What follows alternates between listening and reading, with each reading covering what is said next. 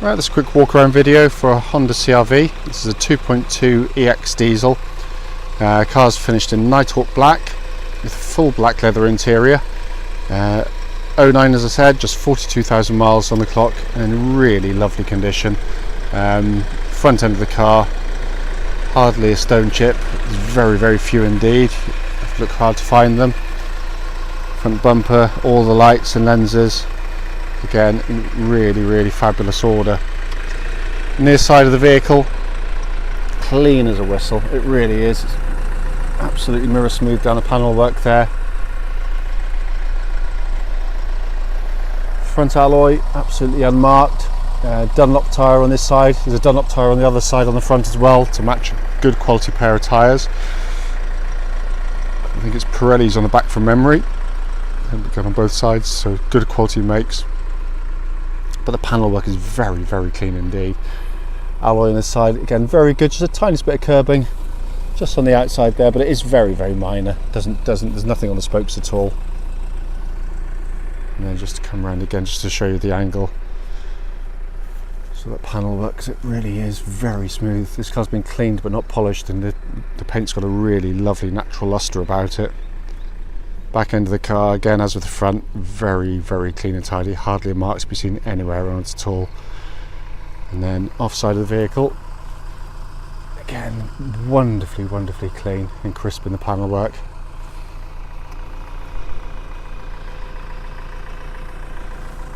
Alloy there, completely unmarked. And it really is unbelievably clean for what is now an 8-year-old car, I guess. It's not to say there isn't any marks on the car, or there aren't any marks on the car.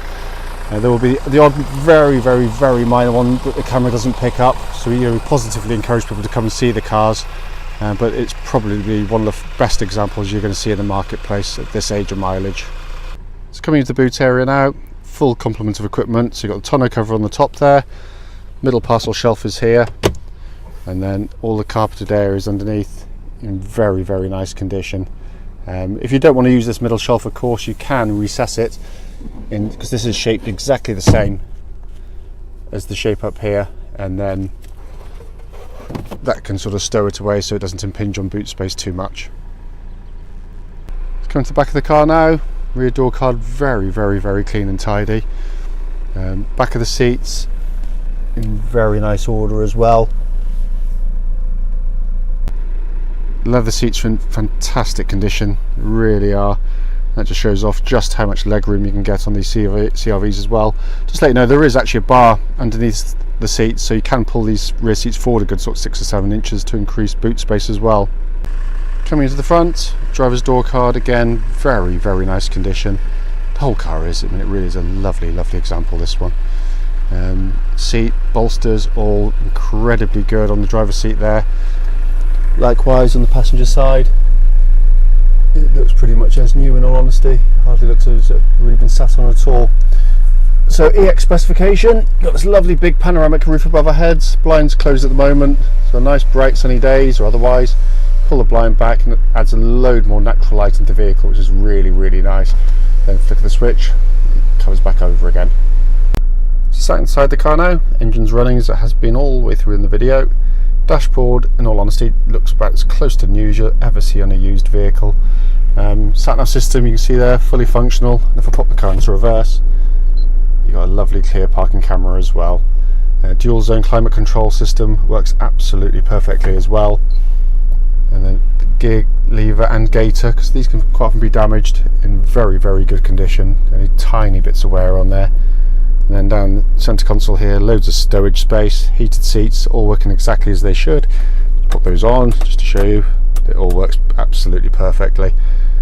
And then come across the main binnacle, and you can see there 42,154 miles, no warning lights on the car at all.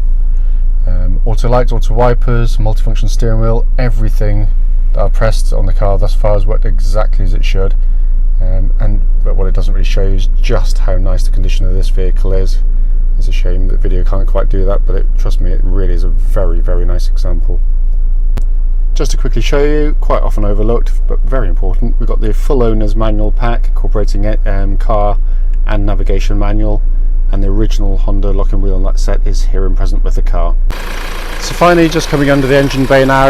As I always say, I mean, it is a very nicely presented engine bay by Honda, as you'd expect. Just to point out, the engines always sound a lot noisier on the video than it does when you physically stood here. Cam chain driven, no cam belts on these engines, and no DPF filters either, so far less to worry about than more conventional and more modern diesels. What will follow this video will be a road test of this very car. Right then, this is a road test video, and this is for a Honda CR-V 2.2 EX diesel. This particular car is registered, if I can read it, RJ09CHO. It's done a lovely low mileage, this one, just 42,146 miles. The reason we do the road tests, as I say in all of my videos, is very simple indeed. The internet's really, really good for looking for cars, especially kind of rare cars, you know, much like this really, where, you know, this is very low mileage, lovely history, you know, so it's ticking all the boxes really nicely, and people are willing to travel a lot further to come and find cars like this, which is lovely for us. Unfortunately, we've been on the receiving end ourselves of going to look at cars, only to find that there's an issue with the vehicle when you get there, which you clearly should have been told about before setting off on a sort of a long drive and taking time out of your day to do so. So that's why we do it. It's a critical video. You know, if there's something wrong with the car, I do tell you, and I've told people in many of my previous videos. I don't pull any punches, so if there's something blatantly obvious, you will get to know about it. Road tests are also done on the lovely, very quiet country roads not far from our premises, so it gives you a good indication of just how nice and quiet it is around here for any prospective sort of buyer to test drive the vehicle. So starting with the engine of the vehicle, you know, it's a CDTi Honda diesel engine, cam chain driven. There's no DPF filters on these engines, which is really good news. Engine starts absolutely instantly, very smooth, very even in idle. The idle stays the same whether the clutch is in or out. There's no change in engine note, there's no vibrations. There's also no warning lights on the dashboard relating to the engine or any other part of the car. Temperature gauge on the vehicle running at just about a third, which is exactly where it wants to be on a Honda car, whether it be petrol or diesel. And the engine's been running for quite some time now, so it's running at its full operating temperature. Engine then feeds through clutch and into gearbox. Clutch of the vehicle, smooth, silent in operation. Bite point is exactly where it wants to be on the clutch pedal travel, and it bites really very well indeed. Clutch then feeds through into the Honda 6-speed gearbox. I'll say it now and I'll say it many times in the future, it's an astonishingly good gearbox. They're incredibly tough. You know, we've had them with well over 200,000 miles, you know, on part exchange, and gearboxes, you know, just take the miles very, very well indeed. The quality of gear change is quite exceptional. It's got a very defined gate.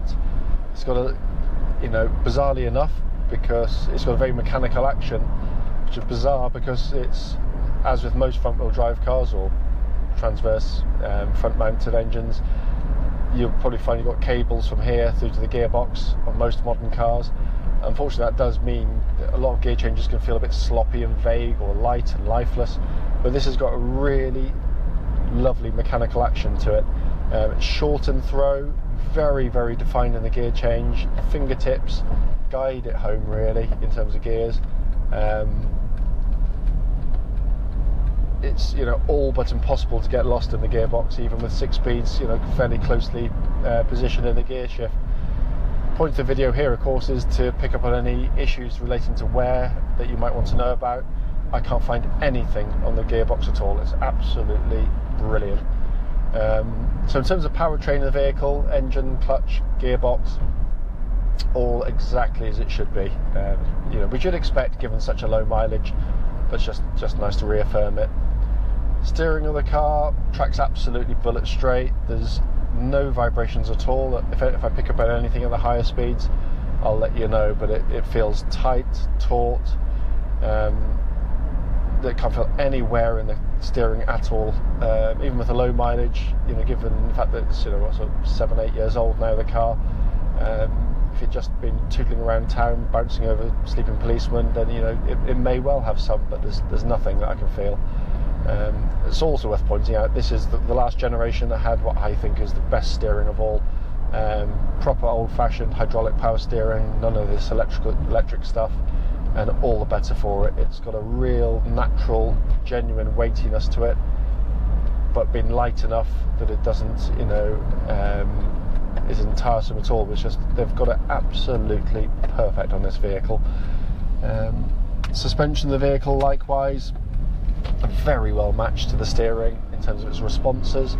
The reason I talk about the suspension on this section of road is this is particularly bumpy, and what I'm looking for is not just to hear it going over the bumps, which you should be able to hear, but also just to see if there's any kind of secondary noises that sort of permeate through the chassis, and that'll be things normally quite innocent stuff like little drop links, anti-roll bar links, and their little bushes. They just wear through and you get a bit of mechanical chatter, but it just makes the car sound a bit sort of ropey and old, in all honesty. Or it can be something a bit more serious, a bit more expensive, and that can be kind of suspension struts moving around with a little bit of a clonk and a bang, but absolutely nothing on this at all. It really isn't. The cars ride absolutely beautifully, very, very comfortable cars, but what I love about them is they maintain really good body control, and they don't have a lot of lean angle either, which, you know, for an upright car is very impressive indeed. So you just don't get kind of the pitching and the wallowing that you get with certain manufacturers.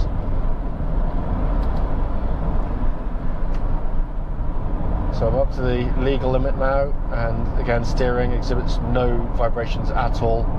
Just checking the cruise control function, that works exactly as it should. Speed it up, slow it down, and that's absolutely spot on. Also worth pointing out, again, 60 miles an hour, nice and quiet in here, and that would suggest that things like door seals, windscreen seals, sunroof seal, all in very good order, because there's no kind of wind hiss coming into the cabin at all. Brakes on the car, nice solid brake pedal. When you put the brakes down, the car sort of squats down nice and straight and true, which again suggests things like brake balancers and suspension struts are in good order, and they're equal as well.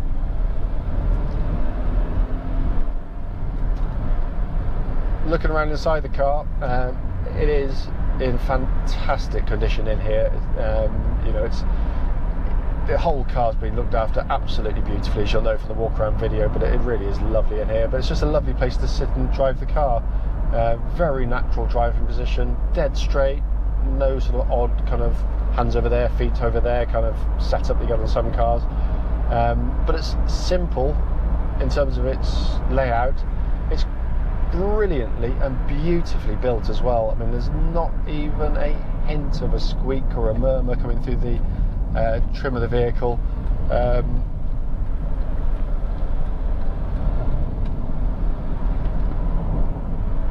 But it's just that, you know, the layout, you know, it isn't flash. It's nicely done. It's really nicely executed. But the essential things they do really well is things like the sat nav is up at the right angle, so you're not so high you're getting too much sun reflection off it, but not so low you're having to stoop your head down to take the information in and take your eyes off the road. But all works beautifully. Likewise, air conditioning of the car works absolutely brilliantly. It's also dual zone, so it does side to side as well. But again, all working exactly as it should. Heated seats, got 2 settings on there. You've got warm bottom and red hot backside. I'll just check them now. I mean, I did check them earlier, but I'll just do it again for effect as much as anything else. And then through to the main binnacle of the car, instrument binnacle in front. It's a classic Honda. Very, very nice, neatly laid out, utterly legible. You can assimilate the information immediately, and they just do it so well. But all the pixelation on the readouts, absolutely as they should be. Not that it affected this generation of car anyway, but it's worth noting.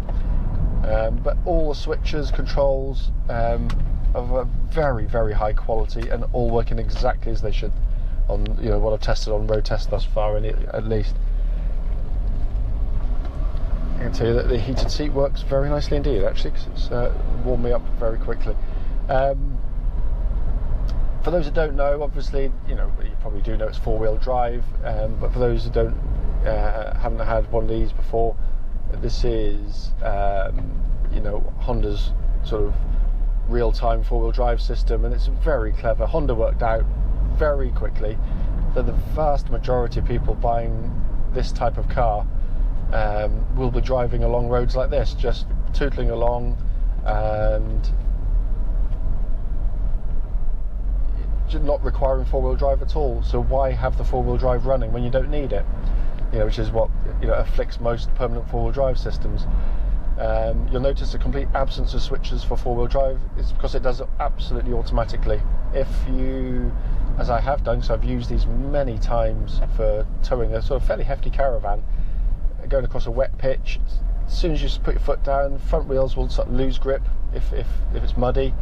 And you just feel the rear wheel drive engage, and you get grip and you go. It's smooth, it's seamless, and as soon as it doesn't need it, within a few seconds it'll turn itself off as well. It's just brilliant. It's also incredibly simple, which is why they are so reliable. We've never ever touched the four-wheel drive system on a CRV. We've sold literally thousands of them now over the last 15 or so years. Generally speaking, if people are also looking at CRV, will be cross-shopping other manufacturers, which is the right thing to do. But Hondas have become so popular because their reliability is the best by a long way. It's not to say they don't ever go wrong, because of course they do, but it's very rare and normally not that serious. As opposed to some manufacturers, which will name nameless. They also just drive really nicely. It's smooth, it's comfortable, it's refined. It's not sporty, not to pretend it is. A RAV4 and possibly even a Nissan X-Trail would have a sort of a sportier edge to them, but they'll have a much more unsettled ride as well. X3s, as I've said before, are very nice cars to drive on straight roads and smooth corners, but on roads like this, they're a nightmare. They're way too hard, and I've had them, and I had one and I got rid of it within a week. It was a dreadful car. But it's really kind of just this has all the best bits of most manufacturers and virtually none of the bad bits. It's a very, very well-rounded car. But basically that concludes the video. I can't find any fault with the car. As I said, if there was something on it, I would tell you, but there's nothing that I can feel. If I've missed anything on the video, don't hesitate, please do give us a call.